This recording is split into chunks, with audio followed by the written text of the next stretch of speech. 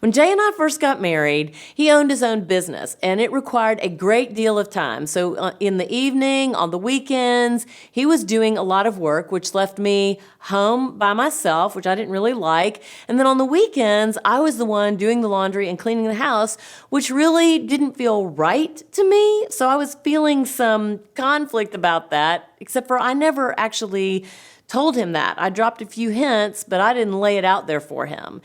What I know to be true based on research is that we're not the only couple who has issues about that kind of a thing.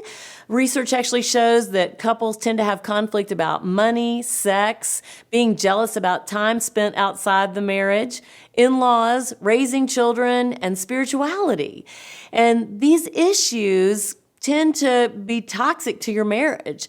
A good way to determine whether they are toxic to your marriage is if it triggers conflict that you can't seem to resolve.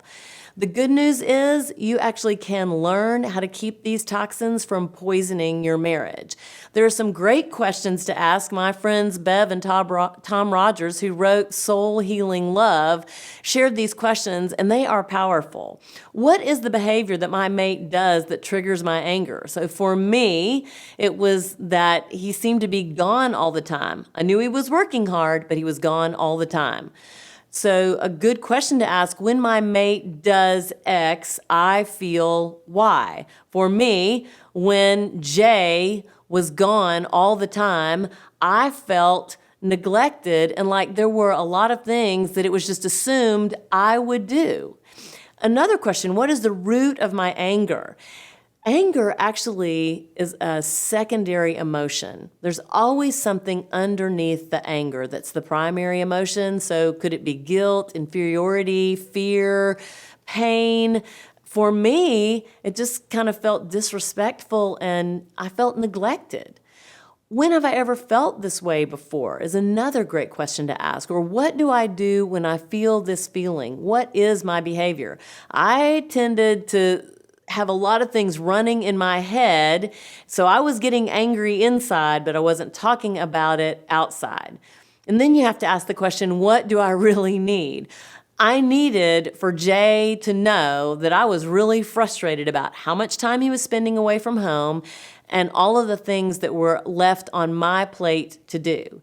And then identifying the emotions behind my anger, very important, and taking the opportunity to dig deeper.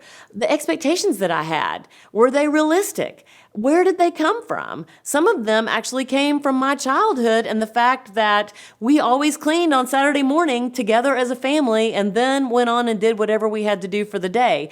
Did that mean that was written in stone? No, it's just what my expectations were coming into the marriage. So going with that understanding, it was time for me to actually have a conversation with my husband and say, I would really like for us to change how we do some of these things. Versus coming at him full throttle and locking horns, it gave us an opportunity to have a constructive conversation and the opportunity to move forward in our marriage.